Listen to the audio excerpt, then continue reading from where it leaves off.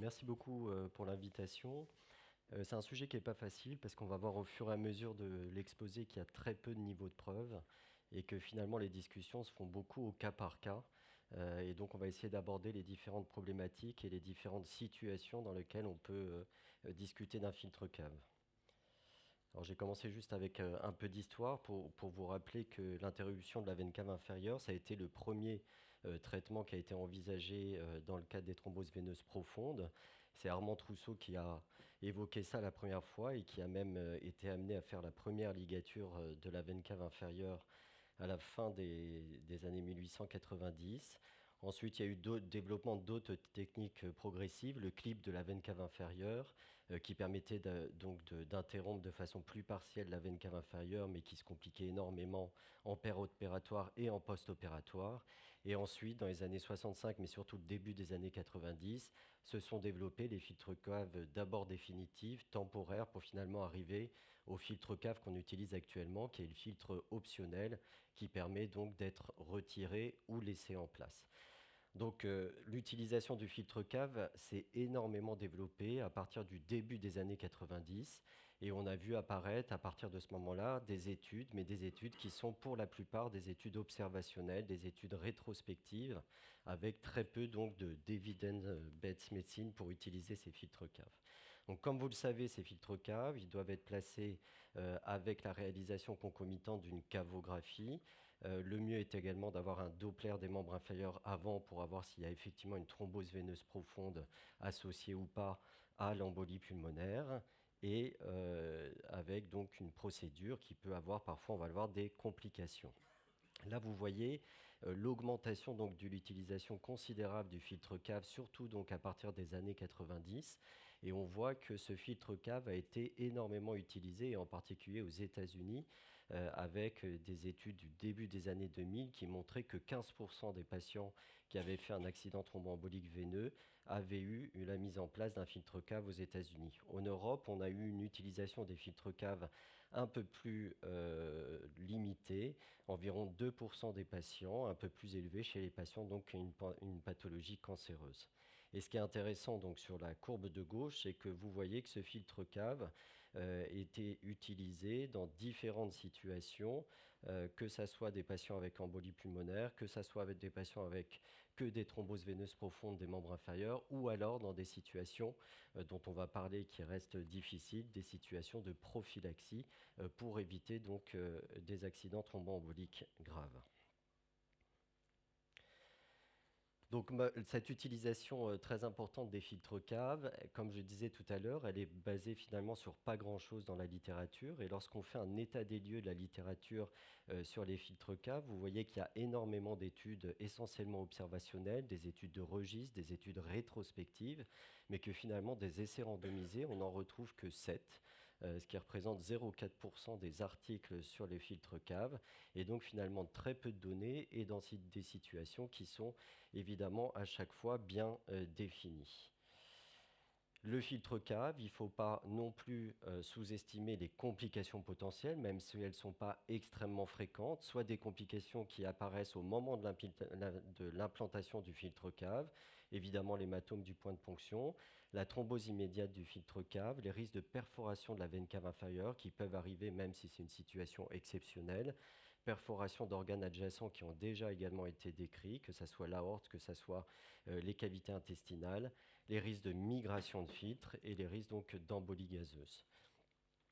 Ensuite, on a les complications qui sont tardives du filtre cave et qu'il faut également toujours avoir en tête, avec des risques de récidive de thrombose veineuse profonde, on va voir qu'ils sont pas mal augmentés chez les patients qui vont garder un filtre cave sur le long terme, des syndromes post-thrombotiques et des perforations sur le long terme, mais souvent asymptomatiques.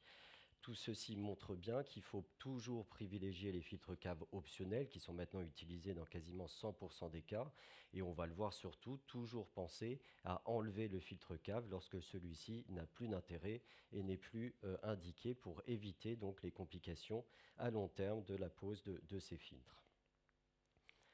Alors, les filtres cave optionnels, il y a eu un état des lieux dans le début des années 2000, donc à un moment où l'augmentation continuait à se poursuivre de l'utilisation des filtres cave, avec une étude française sur 220 patients. vous voyez que les indications donc, en France étaient essentiellement des contre-indications temporaires aux anticoagulants, les complications hémorragiques, on reste dans le même cas, des récidives de thrombose ou des contre-indications définitives aux anticoagulants. Il est décrit dans cette étude prospective 12% de complications immédiates, souvent des complications peu sévères, avec quelques cas de complications sévères. Et ce qui est intéressant de voir, c'est que chez ces patients, uniquement 25% des patients ont eu un retrait du filtre cave après l'utilisation, alors qu'on voit que la plupart des indications étaient des indications sur des accidents qui étaient transitoires, soit une contre-indication temporaire aux anticoagulants, soit une complication hémorragique transitoire. Le succès de la pose de filtre cave est de l'ordre de 99% et le retrait du filtre cave est de l'ordre de 93% si ce filtre cave est retiré dans l'année qui suit donc son implantation.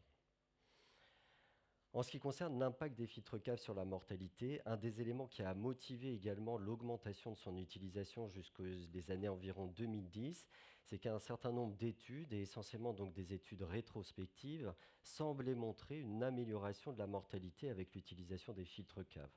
En particulier cette étude qui a été énormément citée et qui comparait donc la mortalité chez des patients qui avaient eu un filtre cave et pas de filtre cave en fonction de la situation de gravité de la maladie thromboembolique. Et donc, vous voyez chez les patients qui avaient un accident thromboembolique sévère avec l'utilisation donc de thrombolytiques, vous voyez qu'il y avait dans cette étude une tendance donc à une amélioration de la survie chez les patients chez qui avait été implanté un filtre cave. Et donc il est même conclu dans cette étude qu'il semble prudent de considérer l'utilisation d'un filtre cave chez des patients qui ont une embolie pulmonaire à risque. Donc cette étude a été beaucoup discutée, beaucoup décriée, pour dire qu'il y avait probablement dans cette étude un biais d'immortalité, puisqu'ils survivent en se posant la question de savoir est-ce que finalement le filtre cave n'est pas posé parce que c'est des patients qui survivent, ou bien un filtre cave, ou bien parce qu'ils survivent parce qu'ils ont un filtre cave. Donc on peut pas poser un filtre, on peut poser un filtre qu'aux patients qui survivent, et donc avec ce risque de biais sur ces études rétrospectives.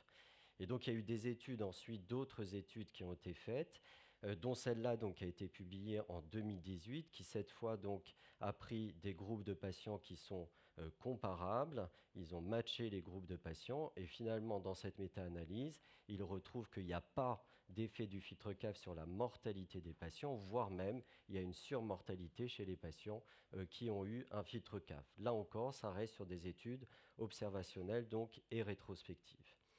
À partir du début des années 2000, mais surtout à partir des années 2010, les différentes sociétés savantes ont commencé finalement à vouloir poser donc des indications et des recommandations sur l'utilisation des filtres caves pour essayer de limiter donc leur utilisation. Et on voit que depuis le début des années 2000, on a maintenant une tendance à une utilisation qui est plus réfléchie, on va dire, de l'utilisation de ces filtres caves.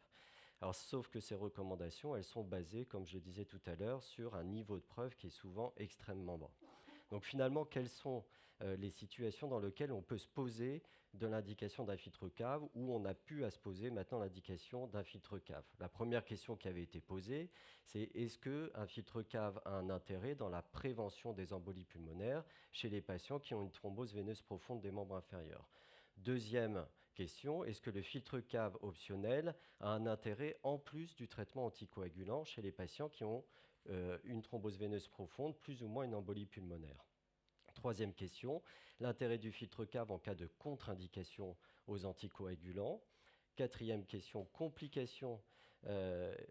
intérêt du filtre cave en cas de complication du traitement anticoagulant. Ça, c'est un peu la même question. Une question qui est très difficile et qui probablement sera débattue, c'est l'utilisation du filtre cave en préventif. Et dernière question, c'est l'utilisation du filtre cave en cas d'extension de thrombose malgré un traitement anticoagulant. Donc si on prend les points un par un, filtre cave dans la prévention des embolies pulmonaires. Là, on a une étude prospective qui était la première étude, qui est l'étude PREPIC, qui était une étude française, qui a été, vous voyez, publiée il y a maintenant plus de 20 ans, 400 patients avec thrombose veineuse profonde symptomatique plus ou moins embolie pulmonaire. Les patients étaient randomisés d'abord groupe HNF, groupe HBPM, et ensuite randomisés, pas de filtre cave et un filtre cave. Le critère d'exclusion, contre-indication aux anticoagulants ou indication à la thrombolyse. Et le critère de jugement principal, c'était la survenue d'une embolie pulmonaire symptomatique dans les 12 jours. Les critères de jugement secondaires, c'était la survenue d'embolie pulmonaire, thrombose veineuse profonde, décès, complications du filtre cave ou accident hémorragique à 2 ans. Dans cette étude, vous voyez que les patients qui ont eu un filtre cave avaient moins de risque donc d'embolie pulmonaire versus les patients qui n'ont pas eu de filtre cave. En revanche, il n'y a aucun effet sur la mortalité, ça c'était à 12 jours, et vous voyez que les événements sont très peu nombreux. Si on regarde maintenant à 2 ans, on voit qu'il n'y a pas de différence significative sur la survenue d'embolie pulmonaire. Il n'y a pas de différence significative sur la survie. Par contre, chez les patients qui ont eu un filtre cave qui était définitif, on voit une augmentation du risque de thrombose veineuse profonde des membres inférieurs. Il y a eu ensuite un suivi à 8 ans de cette cohorte de patients prépiques. À 8 ans, vous voyez qu'environ 50% des patients étaient anticoagulés, 50% des patients n'étaient plus anticoagulants. Et on retrouve à 8 ans les mêmes résultats, pas d'effet sur la survie, moins d'embolie pulmonaire, mais plus de complications sur les membres inférieurs et de thrombose veineuse profonde des membres inférieurs. Donc finalement, de cette étude, il en ressort qu'il n'y a pas d'effet sur la survie, plus de risques de complications, moins de P, mais pas d'effet sur la survie. Donc les recommandations vont être assez claires sur ce point, on va le voir. Deuxième point, filtre cave optionnel en plus du traitement anticoagulant. Donc avec l'augmentation de l'utilisation du filtre cave dans le début des années 2000, cette étude PREPIC, le fait qu'il y avait, comme je l'ai dit, des études qui semblaient montrer une amélioration de la survie, ça a motivé la mise en place de cette étude PREPIC 2, qui a ciblé les patients qui avaient au moins un critère de sévérité, thrombose veineuse profonde membre inférieur, EP symptomatique, plus de 75 ans, cancer actif, insuffisance cardiaque ou autre comorbidité. Les patients étaient randomisés en 2 groupes, un groupe qui avait un filtre transitoire pendant 3 mois et un groupe qui n'avait pas de filtre cave. Lorsqu'on regarde donc les résultats de cette étude PREPIC, donc le critère de jugement qui était embolie pulmonaire, il n'y avait aucune donc différence significative à 3 mois et à 6 mois donc également aucune différence significative entre les 2 groupes avec ou sans filtre cave. Et ensuite donc il y a eu une méta-analyse que je vous montre ici et qui retrouve finalement des résultats similaire à ce que je viens de vous décrire avec les 2 études PREPIC, c'est-à-dire il peut y avoir une diminution de l'incidence des embolies pulmonaires, mais une augmentation des risques de thrombose veineuse profonde des membres inférieurs avec le filtre cave, et qu'il n'y a aucun effet donc sur la mortalité avec l'utilisation de ces filtres cave. Donc pour ces 2 premiers points, les guidelines sont assez clairs. Premièrement, donc, il n'y a pas lieu d'utiliser donc les filtres cave chez les patients qui peuvent être anticoagulés de façon normale dans la prise en charge de leur accident thromboembolique. Et ça, toutes les sociétés sont d'accord avec ça. Il n'y a plus de place donc, pour l'utilisation de filtres cave dans ces indications. On arrive ensuite aux 2 questions suivantes. Le filtre cave en cas de contre-indication aux anticoagulants. Et on est dans le même cadre en cas de complication du traitement anticoagulant qui nécessite une interruption donc de traitement anticoagulant de façon transitoire. Finalement, là, c'est une situation qui paraît presque la plus logique pour utiliser un filtre cave, puisque vous avez un patient qui, par définition, a fait un accident récent thromboembolique, qui est donc à risque de récidive, chez lequel on est obligé d'arrêter le traitement anticoagulant. Donc c'est une situation finalement qui est la plus logique, mais pour laquelle il n'y a quasiment aucune donnée dans la littérature et on n'aura bien sûr jamais aucune étude pour évaluer je continue les anticoagulants ou je les arrête avec un filtre cave. On a juste les données donc, du registre RIET, c'est un registre international qui inclut toujours maintenant énormément d'embolies pulmonaires, mais qui ne répond pas vraiment à la question. Ils ont comparé, si vous voulez, la survie des patients qui avaient eu un filtre cave et qui étaient à haut risque hémorragique versus des patients qui étaient anticoagulés sans filtre cave. Et donc, il y avait un risque moins important de mort lié à l'embolie pulmonaire. Mais finalement, ce n'est pas vraiment une comparaison de groupe qui nous intéresse et ça ne répond pas vraiment à la question. Donc il n'y a aucune donnée claire dans la littérature, mais on est dans une situation relativement logique. Et finalement, toutes les sociétés savantes sont quand même relativement en accord pour dire qu'il peut être suggéré de poser un filtre cave chez les patients ayant une thrombose veineuse profonde proximale diagnostiquée dans le mois précédent, avec ou sans EP, et une contre-indication formelle aux anticoagulants. Ça, c'est la seule indication qui est vraiment finalement utilisée de façon homogène. La question la plus délicate, c'est si vous avez un accident hémorragique qui nécessite un arrêt des anticoagulants, mais que vous avez une embolie pulmonaire sans thrombose veineuse profonde des membres inférieurs. Là, c'est plus délicat, ça peut se discuter au cas par cas. Si vous avez une EP qui est de faible risque et qui n'a pas de thrombose veineuse profonde des membres inférieurs et que vous n'avez pas un accident hémorragique qui va demander des jours et des jours d'arrêt d'anticoagulant, on peut probablement se passer du filtre cave. Si vous êtes sur une EP à haut risque avec un cœur pulmonaire aigu, même s'il n'y a pas de thrombose veineuse profonde des membres inférieurs, le patient n'a pas de réserve et donc vous n'allez pas prendre le risque et vous allez donc mettre un filtre cave. Mais c'est une discussion évidemment au cas par cas. Je vous montre un exemple qui est très caricatural. Vous avez une femme de 35 ans qui fait l'EP du postpartum bilatéral à 3 jours, 30% d'obstruction, traitement par HBPM. Elle évolue bien, elle sort chez elle, elle revient 10 jours après avec un hématome. Donc vous êtes dans une situation d'une femme qui est toujours en postpartum, qui est toujours à risque de récidive de thrombose. Vous avez un accident hémorragique qui nécessite l'arrêt des anticoagulants. Là, il n'y a pas de discussion. On met un filtre cave, même s'il n'y a plus de thrombose veineuse profonde visualisable, parce qu'il y a toujours un risque thrombotique élevé chez cette patiente-là. On attend que les choses s'améliorent, on reprend les anticoagulations en préventif dans un premier temps dès qu'on peut, et une fois qu'on est à distance, l'anticoagulation curative, et s'il n'y a pas de nouvelles complications, surtout pensez bien sûr à retirer donc le filtre cave. J'insiste sur le retrait du filtre cave. On a vu que toutes les études montraient que le filtre cave laissé sur le long terme augmentait les risques de syndrome post-phlébitique, de thrombose des membres inférieurs. Donc ça doit rester, dans la grande majorité des cas, l'utilisation d'un filtre temporaire et surtout penser à l'enlever dès que c'est possible, dès que vous avez passé donc la situation délicate. Quatrième, avant-dernière question, donc le filtre cave préventif. Donc là, c'est une situation extrêmement complexe, mais qui vous intéresse probablement le plus, mais pour lequel il n'y a aucune étude bien faite. Il y a 7 études quand même donc, dans le New England qu'ils ont analysé donc l'utilisation du filtre cave en prophylaxie chez 240 patients qui étaient randomisés, hospitalisés donc pour un traumatisme sévère avec une contre-indication aux anticoagulants préventifs au moment de l'admission. Donc, randomisation, filtre cave dans les 3 jours ou pas de filtre. Le critère principal, c'était composite, EP symptomatique ou décès, quelle que soit la cause, donc à 3 mois. Vous voyez que cette étude ne montre aucune différence significative entre les deux groupes, ceux qui avaient eu un filtre cave prophylactique et ceux qui n'ont pas eu de filtre cave. Si on regarde plus en détail, pas de différence.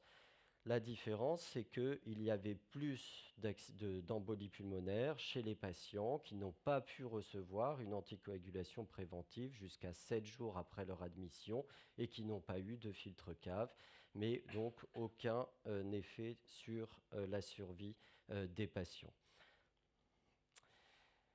Alors, que disent les guidelines pour les patients traumatisés ou les patients qui doivent avoir une chirurgie majeure, qui ne peuvent pas avoir d'anticoagulants? Il est recommandé de ne pas utiliser de façon systématique l'utilisation donc d'un filtre cave. Mais ça peut quand même être suggéré donc dans certaines situations. Alors, dans quelles situations ça peut être suggéré? À partir du moment où vous avez une intervention chirurgicale à faire chez un patient qui a un accident thromboembolique récent, que cette chirurgie est à risque hémorragique importante, qu'elle va nécessiter donc l'arrêt des anticoagulants pendant plus de 24-48 heures, qu'il y a un risque de mobilisation de thrombus, que le patient a fait une EP avec un cœur pulmonaire aigu. Vous allez tenir compte donc de l'ensemble de ces éléments-là pour discuter au cas par cas de l'intérêt de poser un filtre cave préventif pour entourer donc le geste opératoire. On pourra en discuter, mais ça reste des situations au cas par cas. Dernière question, l'extension de la thrombose malgré un traitement anticoagulant.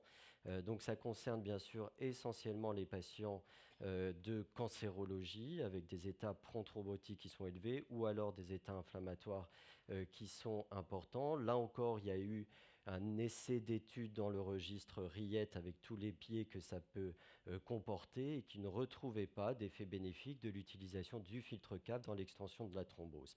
Donc c'était un moment très utilisé dans cette indication, c'est maintenant moins utilisé dans cette indication parce que aussi on arrive à mieux gérer ces extensions de thrombose avec les différents types d'anticoagulants qu'on a. De façon assez curieuse, les dernières recommandations de l'ESC dans l'embolie pulmonaire, c'est les seules recommandations qui abordent ce point-là de façon aussi catégorique, où ils disent que ça peut quand même être considéré donc, dans les récidives d'embolie pulmonaire malgré une anticoagulant.